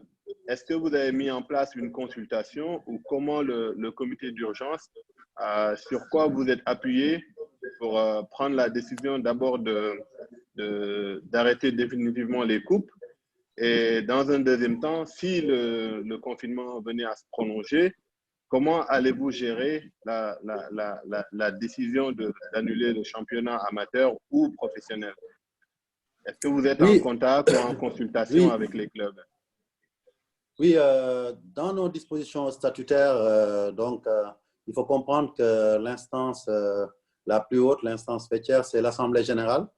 Et le Covid a aussi touché l'Assemblée générale. Normalement, c'était le 11 avril qu'on devait tenir notre Assemblée générale annuelle d'information où on faisait valider nos bilans, aussi bien en termes de rapport d'activité comme de rapport financier et autres, et faire valider aussi les projets que nous avons pour l'avenir ainsi que le budget de la saison en cours. Donc, malheureusement, on a été obligé de l'annuler parce que les rassemblements sont interdits. On n'a pas de capacité de mouvement ni de contact avec l'ensemble des clubs du Sénégal. Donc, mais les dispositifs de disposition de nos statuts permettent de passer par les démembrements. L'instance secondaire et l'instance exécutive, c'est le comité exécutif dont je suis le président qui est apte à prendre toutes les décisions entre deux assemblées générales. Et même ce comité exécutif, malheureusement, n'a pas pu se réunir parce que justement, il y a des membres qui sont répartis dans tout le Sénégal et qui ne peuvent pas quitter leur ligue régionale, leur région, parce que vous savez qu'il y a l'interdiction de circulation entre les villes, entre les interurbaines. Donc, de facto, ce que nous avons fait, c'est que nous avons mis en place un dispositif de communication par les réseaux sociaux. On a créé des groupes WhatsApp avec le comité exécutif et nous avons organisé à Dakar une réunion de comité d'urgence. Après avoir préalablement partagé tous les documents de cette réunion avec les membres du comité exécutif qui ne pouvaient pas se déplacer et tous les autres qui ont pu donner leur avis avant cette réunion et dont on a tenu compte. Il y a d'autres membres du comité d'urgence qu'on a pu consulter par téléphone avant la réunion ou pendant pour pouvoir prendre cette décision. Après, comme je le dis toujours, c'est les ligues qui sont les représentants auprès du comité exécutif des clubs. Donc, de sorte que les informations, si nous avons des consultations, on les adresse aux ligues qui nous remontent les inputs de la base et vice-versa aussi. Quand le comité d'urgence ou le comité exécutif essentiellement prennent des décisions, nous passons par les ligues pour pouvoir partager avec en fait tous les acteurs du football sénégalais. Donc, c'est comme ça que nous procédons et notre démarche s'est voulue très inclusive. Tout le monde a donné son avis et si en tout cas, on se réfère aux réactions, je pense que la majorité des clubs, des dirigeants et des acteurs comprenaient qu'il était impossible de faire autre chose que d'annuler ces compétitions-là dans l'intérêt bien compris du football sénégalais. Donc aujourd'hui, c'est là où on en est. Et étant entendu qu'au mois de mai, il y aurait des décisions encore plus importantes à prendre, nous essaierons de voir comment mettre en place un dispositif pour demander aux présidents de ligue, aux différentes ligues, de sonder leur base pour qu'on prenne les avis et qu'on les remonte au sommet. Et en dernier lieu, ce sera certainement le comité exécutif qui va prendre les décisions qui vont s'imposer, quelles qu'elles soient. Donc, ça veut dire que vous êtes déjà dans une démarche participative et vous avez déjà des scénarios en tête. Qu'est-ce que vous comptez faire si le confinement ou l'état d'urgence venait à se renouveler? Est-ce que vous avez déjà des idées de scénarios par rapport à une situation de prolongement de l'état d'urgence et du confinement? Écoutez, je pense qu'aujourd'hui, la chose la plus importante par-dessus tout, par-dessus notre passion du football ou du sport, c'est la santé des individus.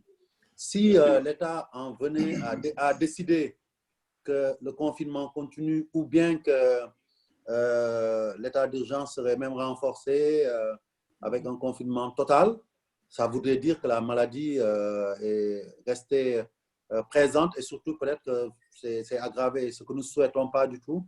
Et dans ces cas, il faut savoir se rendre à la raison. Nous ne prendrons aucun risque.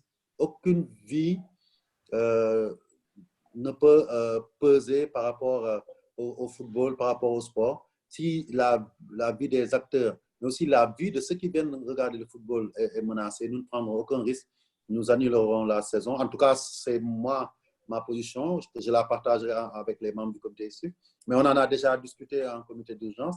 On n'écarte pas cette forte éventualité que si ce n'est pas réglé, nous ne poursuivons pas. Quand la maladie sera jugulée, c'est une maladie qui est très, très contagieuse, sera jugulée et que les autorités médicales, comme étatiques au plus haut niveau, nous disent, écoutez, vous pouvez jouer, mais par contre, vous allez jouer à huis clos. Nous essaierons de terminer notre championnat en jouant à huis clos. Et si on nous dit, messieurs, nous sommes désolés, la situation a empiré, ou bien c'est le statu quo, vous ne pouvez pas jouer parce qu'au risque de voir la pandémie se propager davantage, nous respecterons scrupuleusement ces décisions-là. Nous sommes rivés à la décision des autorités médicales et les plus hautes autorités de ce pays et nous ferons ce qui est mieux pour l'ensemble des Sénégalais. Parfait. Bakar. Merci beaucoup, Maître Senghor. Alors, il y a une question de Papisson également qui rejoint un peu une autre que nous voulions poser au président de la Fédération. Papisson nous dit que ça fait plusieurs années qu'on a des retards en termes de timing dans les différents championnats. Et qu'il n'est pas aujourd'hui temps pour faire les états généraux du sport sénégalais, surtout que cela fait quelques années, comme il dit, que pratiquement toutes les fédérations ont du mal à avoir un calendrier précis et maîtrisé du fait que la cause principale de déficit est d'ordre structurel. Et moi, je voudrais juste y rajouter aujourd'hui, est-ce qu'il est prévu de façon globale un fonds national de solidarité pour le sport amateur pour soutenir le mouvement sportif? Est-ce qu'aujourd'hui, il y a des pistes de réflexion qui sont menées en ce sens avec les autorités de l'État? Oui, sur la première question, je dirais simplement que pour ce qui concerne le football, en fait, depuis quelques années, c'est l'inverse, hein. On maîtrise globalement nos championnats. Je dois dire que même l'année dernière, on a pu terminer nos championnats en fin mai. On tient régulièrement nos compétitions. Même sur cette saison, vous avez vu, on avait démarré, si je ne me trompe, en novembre et on était à mi-saison donc en mars. Quand, donc, en début mars, on avait fini la phase aller, on avait lancé les phases éliminatoires de la Coupe du Sénégal avec 6 tours. La Ligue professionnelle était en quart de finale déjà, donc pour ce qui concerne la Coupe de la Ligue. La Ligue amateur aussi maîtrisait bien son calendrier. Et là, il faut leur tirer le chapeau parce que quand même, ils gèrent 200 clubs, mais avec 3 niveaux de compétition, si on y ajoute les championnats régionaux. Et on arrive quand même à terminer bon an, mal an, nos saisons. Les calendriers sont respectés. En début de saison, nous avons des calendriers qui sont datés. Et sauf extraordinaire, on s'était même donné le luxe d'avoir 3 semaines ou un peu plus de trêve donc hivernale entre les 2 phases aller et retour. Donc ça veut dire qu'on était en avance. Maintenant, cette avance, on l'a totalement perdue et on est sur le fil du rasoir. Si au 4 mai, il y a un report de la reprise, c'est sûr qu'on aura des problèmes pour terminer. Après, pour les autres fédérations, je suis désolé, je ne peux pas en parler malheureusement parce que je pense que chaque fédération a ses réalités. Mais sauf erreur de ma part, les autres fédérations n'ont pas trop de problèmes pour tenir leur calendrier parce qu'ils ont moins de compétitions, moins de clubs qui participent à leur compétition. De sorte que bon an, mal an, au Sénégal, toutes les fédérations arrivent à tenir les championnats, sauf quand elles sont tellement désargentées qu'elles ne peuvent même pas organiser des championnats au niveau local. Donc, pour la deuxième question, je pense que c'est Babacar, tu avais posé la question de savoir s'il y avait un plan pour les clubs amateurs. Je dois juste rappeler aussi qu'au Sénégal, en ce qui concerne le football aussi, les clubs amateurs ont une prise en charge pratiquement qui va de la prise en charge totale à la prise en charge partielle. Ce que je veux dire, c'est que dans les championnats amateurs de National 1, 2 et les championnats régionaux, nous finançons les ligues pour qu'elles tiennent leur compétition. Pour le National 1 et 2, le National 1, 2 est financé et pris en charge totalement avec des remboursements de transport de la part de la fédération, la prise en charge des frais d'organisation aussi. Et aussi pour le football féminin qui est aussi à 100% pris en charge par la fédération. Il n'y a que le National 1 et ça c'est normal, c'est là où on se rapproche de l'élite professionnelle, donc il y a une prise en charge qui est moins importante, mais qui est aussi réelle. Frais d'arbitrage, frais d'organisation et tant d'autres. Donc aujourd'hui, la fédération n'a pas attendu la crise Covid-19 pour accompagner les clubs amateurs, le milieu amateur en général. Je dois rappeler aussi que rien que pour cette saison, nous avons eu à financer pour à peu près 500 à 600 millions de subventions allant des clubs professionnels jusqu'aux clubs régionaux. Tout le monde, tous les acteurs du football, tous les groupements associés, les groupes d'acteurs ont reçu des subventions de la fédération. Donc aujourd'hui, dans ce contexte-là, il est clair que les clubs amateurs ont des difficultés. Nous étudierons au sein du comité exécutif les dispositions à prendre et éventuellement, s'il y a des accompagnements, on les annoncera. Mais comme je dis toujours à un président de club professionnel qui m'a titillé, je le disais, dans la vie, aujourd'hui, les fonds de la fédération, même si on a su quand même préserver une partie pour des investissements pour le futur, ne peuvent pas permettre de prendre en charge l'ensemble des impacts, en tout cas les impacts du Covid-19 et continuer à perpétuer en fait, les différentes saisons à venir. Il ne faut pas se tromper. Et comme je pense que c'est Mandiaye qui l'a dit, comme aujourd'hui, on ne sait pas quand on va jouer, nous principalement, en dehors de nos sponsors, nos principales ressources venaient des prize money, c'est-à-dire ce qu'on gagnait dans nos compétitions, que ce soit les éliminatoires, parce que nous avons un indice en tant que commercial très élevé, on touchait des retombées commerciales.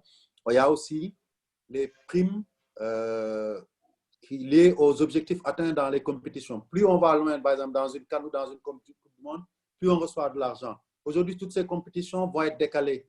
Qu'en sera-t-il dans quelques mois?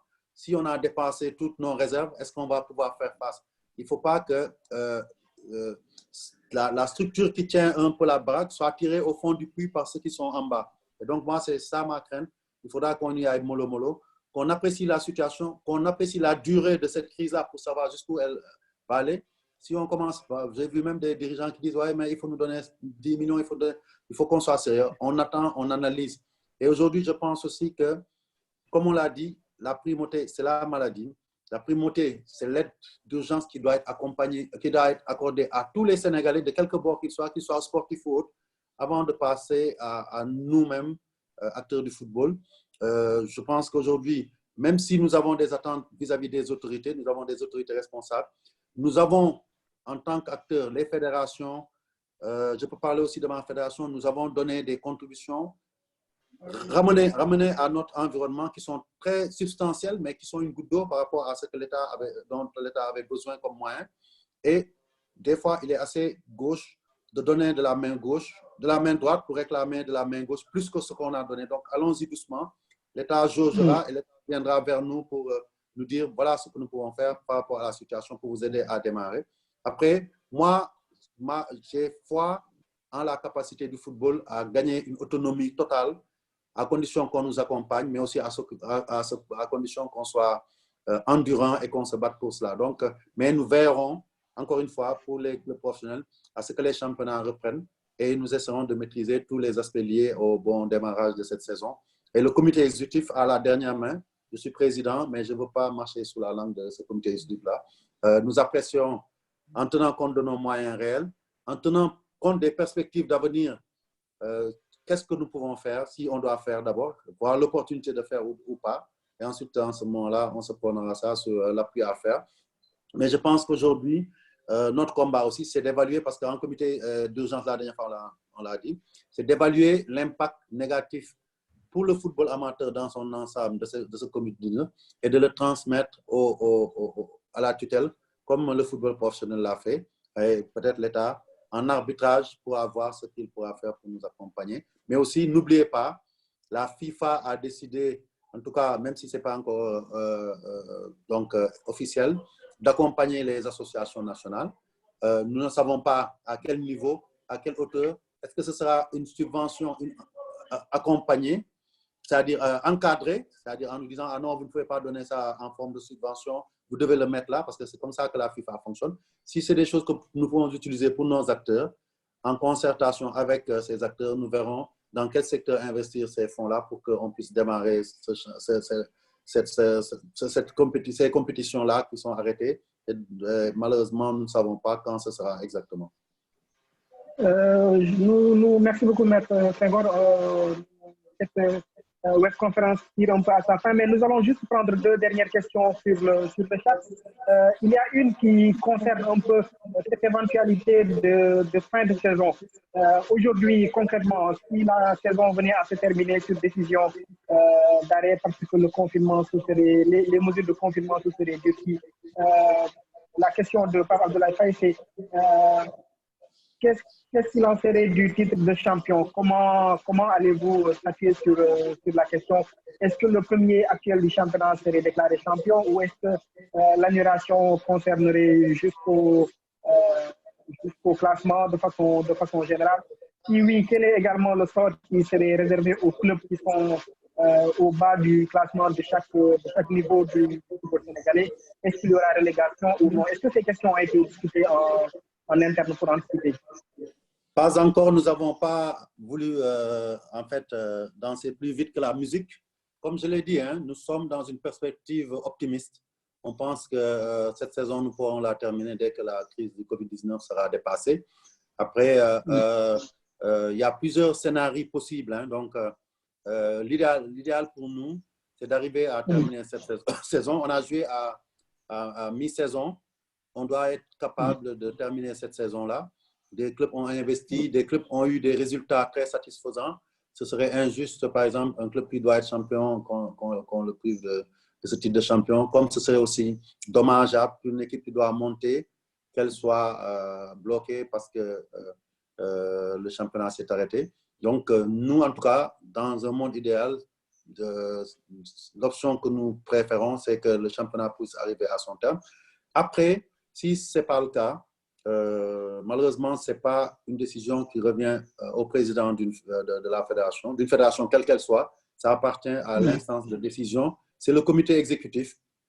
Nous en débattrons. Je sais que le débat a déjà fait rage dans les couloirs, mais nous restons sereins et positifs. Et le moment venu, je pense qu'après avoir pris en compte tous les aspects, nous déciderons en toute sérénité. Après, c'est clair aussi, j'en suis persuadé, si nous prenons une décision, quelle qu'elle soit, elle ne sera pas partagée totalement. D'ailleurs, la dernière fois, j'ai vu que même le doyen Ladjo nous disait « Ah non, non, non, ça ne s'est jamais fait. Il ne fallait pas supprimer la Coupe du Sénégal et la Coupe de la Ligue, parce que la Coupe du Sénégal, c'est sacré. » On le comprend, mais comme on dit, à l'impossible, nul n'est tenu. Donc aujourd'hui, nous espérons terminer ce championnat, mais si ce n'est pas le cas, nous prendrons les décisions fortes que nous devons prendre. Et après, analyse, c'est le comité exécutif qui, dans sa majorité, se prononcera pour savoir si malgré le fait que le championnat n'arrive pas à terme, on décerne des titres ou bien on applique des principes de montée.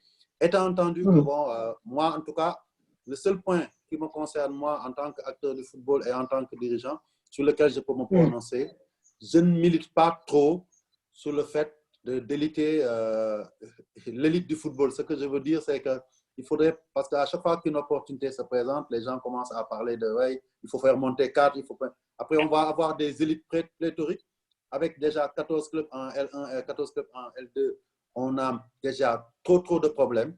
Si on va aller à 16, à 18, ce sera impossible à gérer. Il faut qu'on arrête, qu'on soit raisonnable, qu'on voit ce qui est possible et qu'on se cantonne à continuer à progresser. Une élite, elle se rétrécit, mais elle ne peut pas avoir une base très large parce que sinon, ce n'est plus une élite et ça rétrécit l'écart entre l'élite et la base. Donc aujourd'hui, moi, je pense la base. Alors, voilà. Alors, en 30 secondes, juste une autre question, celle-ci de Deke Diaham, qui demande un peu aujourd'hui quel est le modèle de communication utilisé pour les joueurs de l'équipe nationale A qui sont restés confinés depuis un mois. Rapidement pour terminer. Écoutez, généralement, nous avons nos mécanismes de communication. Hein, donc, globalement, très souvent, ils sont en contact avec l'entraîneur. Au niveau de notre équipe, notre pool qui gère l'équipe nationale, il y a le président Chersek, il y a le président Sayersek, et il y a le président Ablaïso et moi-même. Mais c'est plus le président Ablaïso qui est souvent en contact, qui remonte les informations. Quand c'est nécessaire, le capitaine aussi m'appelle et on échange. Par exemple, quand il s'est agi d'apporter la contribution des internationaux, il nous a appelé pour nous dire voilà ce que nous voulons faire et nous l'avons orienté. Et j'avais demandé qu'il se rapproche du président Ablaïso pour suivre. Donc, c'est comme ça qu'on travaille, on est toujours en contact et on est en contact avec la majorité, en tout cas avec les cadres, parce qu'on a un groupe de cadres avec qui on est très proche, et avec qui on échange sur beaucoup de choses. On échange par WhatsApp et des fois aussi on s'appelle pour prendre les décisions. Et là actuellement, je suis même en train j'ai demandé à mon secrétaire général, quand même c'est des moments difficiles, de préparer une correspondance qu'on adresserait à tous les internationaux et en tout cas à tous nos joueurs professionnels qui sont à l'extérieur pour prendre de leurs nouvelles, mais aussi les encourager à tenir parce que c'est des moments assez particuliers dans leur vie et surtout dans leur carrière en tant que joueur. Parce qu'au-delà des pertes financières, il y a ce choc d'arrêter tout d'un coup une activité qu'on fait tous les jours, qui vous valorise, etc. Donc, c'est important pour qu'on puisse les récupérer dans un bon état d'esprit ultérieurement quand les compétitions internationales vont démarrer. Merci beaucoup, Monsieur Senghor. Je rappelle que nous étions en direct avec vous, mais également avec le président Seydou Diouf de la Fédération sénégalaise de handball, avec Ousmane Ndiaye, directeur exécutif de Niar Italie, mais également avec Jean-Claude Silva, qui est manager sportif en France, ancien international de basket, et avec d'autres participants qui nous suivaient et certains qui ont envoyé beaucoup de questions dans le chat. C'est l'occasion de les remercier. Vous demandez peut-être le mot de la fin avant de passer la parole à Thierno Mandiaye Ndiaye. Le mot de la fin, rapidement, c'est vous féliciter de cette initiative. Parlons foot. Je savais, quand on m'en a parlé, je ne savais pas ce que c'était. Et comme moi, j'ai une peur énorme de la saturation médiatique, mon premier réflexe, ça avait été de dire non. Mais bon, franchement, je n'ai pas regretté d'y avoir participé. C'est très intéressant, c'est très instructif et très surtout constructif. Et continuer dans cette voie. Et en tout cas, chaque fois que des occasions se présenteront, je pensais, le président Seydou Diouf l'a dit, moi aussi je le réitère, ce sera de bon cœur que nous pourrons échanger en nous ouvrant aussi à d'autres qui nous posent des questions, qui nous font des suggestions qui nous seront utiles pour l'avenir du sport en général et du football en particulier dans notre pays. En tout cas, merci beaucoup, Président et surtout, Maniaï, c'est une occasion aussi, chaque fois qu'on a cela, dire aux gens, restez chez vous, respectez les mesures barrières parce que le combat n'est pas fini. Ouais, ben merci pour la sensibilisation de fin, c'est très important et je pense que le message est bien perçu. En tout cas, ben merci beaucoup, Président Augustin. Et effectivement, c'est un bon lapsus quand vous dites parlons foot. Le foot est carrément sport, oui, mais c'est carrément très bien parce que le foot, quand même, c'est la locomotive du sport sénégalais. Et quand on parle de foot, tous les Sénégalais sont concernés. Mais aujourd'hui, moi, mon propos de fin de ce deuxième épisode me surprend toujours par rapport à Parlons foot, Parlons sport. C'est de vraiment prôner auprès de l'État d'un vaste plan de soutien. Effectivement, les questions sanitaires sont prioritaires, mais aujourd'hui, nous parlons de la précarité des athlètes. Et aujourd'hui, cette crise doit nous servir pour recadrer le débat, pour recadrer les organisations et prendre conscience, pas uniquement sportivement, mais revoir en profondeur. Et il faut retrouver ce qui fait l'essence même du sport. Et c'est vraiment le jeu, le partage, la coopération. Et vraiment, ça implique vraiment une solidarité. Aujourd'hui, il est important que l'on puisse travailler en toute synergie avec tous les acteurs du sport pour réfléchir à comment sortir de cette crise et de cette crise, comment mettre en place des plans de relance de l'activité. Et aujourd'hui, le débat qui ressort de ces entretiens et de ces interventions, et il faut réfléchir le financement du sport au Sénégal. Et toute la base des problématiques que nous avons aujourd'hui, c'est la structuration des clubs, la structuration des organisations. Et vous faites bien de parler de coopération territoriale, vous faites bien de parler de synergie, mettre les forces pour attaquer le sport. Et aujourd'hui, l'État et toutes les parties prenantes doivent se poser autour d'une table et réfléchir à comment financer le sport, mettre les axes en partenariat public-privé. En tout cas, moi, je remercie tous les participants. Je remercie les chers intervenants et merci à l'équipe technique, Babacar et Seydina, d'avoir œuvré à la réussite de cet événement. Merci beaucoup. Une salutation à Jean-Claude aussi. Salut. Babacar. Merci beaucoup, Thierno. Merci beaucoup pour cette brillante synthèse. Et puis, merci à tous les participants.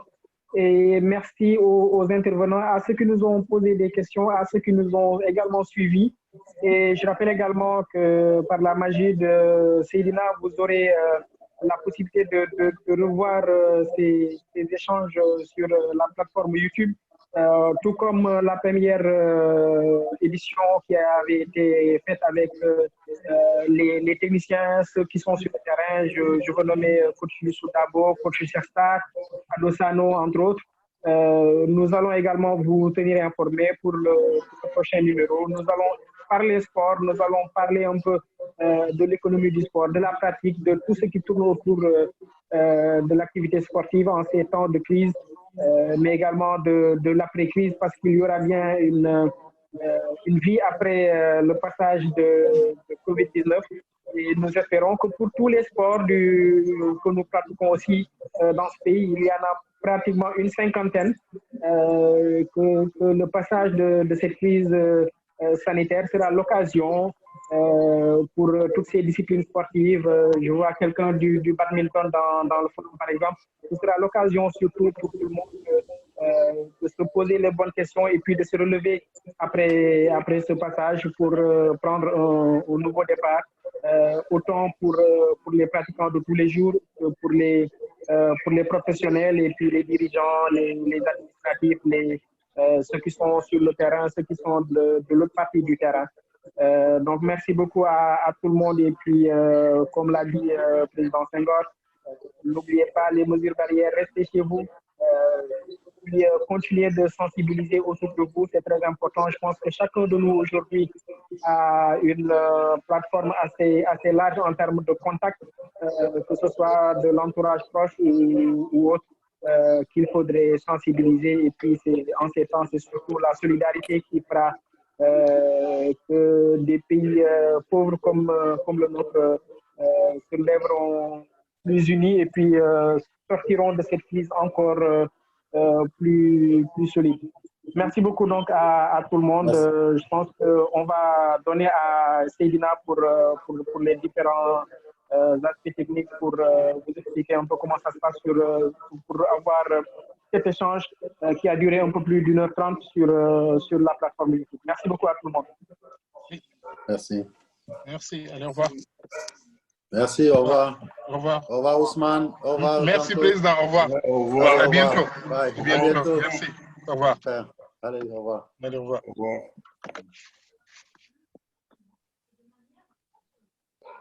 C'est bon, BNF, hein, donc merci. Donc, je vais mettre en ligne après et je vais envoyer le lien comme d'habitude. OK. Allez, au revoir. Allez, au revoir.